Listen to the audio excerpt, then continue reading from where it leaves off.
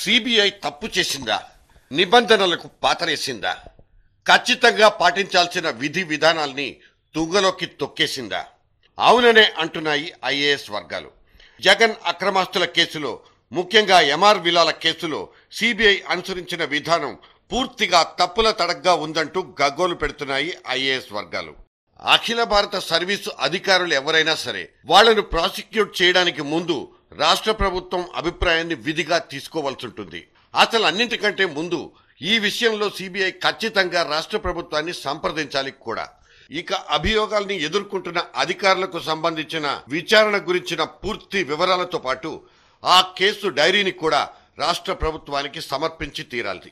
ఇక రాష్ట్ర ప్రభుత్వం సదరు కేసును తన న్యాయశాఖకు పంపించి ఆ తర్వాత మాత్రమే తమ నిర్ణయాన్ని, అంటే ఆ కేసును కేంద్ర ప్రభుత్వానికి సిఫార్సు చేయాల్సి ఉంటుంది, లేదా రిజెక్ట్ కూడా చేయొచ్చు.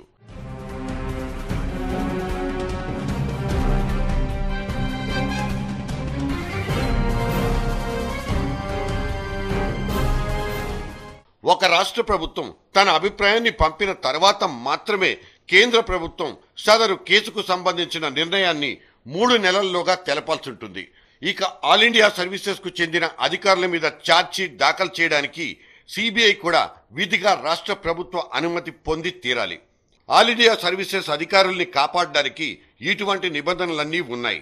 అయితే వాటిని బేఖాతరు చేస్తూ సిబిఐ ఏకపక్షంగా వ్యవహరిస్తూ తమ గౌరవ మర్యాదలకు భంగం కలిగించి సమాజంలో తమ పరువు ప్రతిష్టల్ని మంటగలుపుతున్నాయన్నది ఐఏఎస్ అధికారుల వాదన.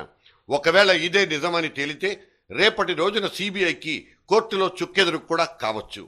ఇక ఇటువంటి సీరియస్ వ్యవహారాలను పట్టించుకోకుండా కొన్ని మీడియా సంస్థలు సైతం వ్యవహరించడం పట్ల కొంతమంది అధికారులు ఆవేదన వ్యక్తం చేస్తున్నారు.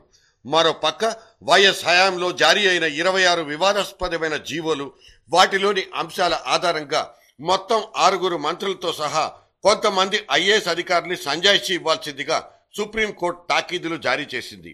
ఈ కేసులో సైతం రేపటి రోజున సుప్రీం సదరు అధికారుల మీద దర్యాప్తు జరపాల్సిందిగా ఆదేశించినా సిబిఐ లేదా మరో దర్యాప్తు సంస్థ తాను అనుసరించాల్సిన విధి విధానాలను పాటించకపోతే కనుక తిరిగి సమస్యల్లోకి తలదూర్చినట్లవుతుందనేది ఐఏఎస్ అధికారుల వాదన.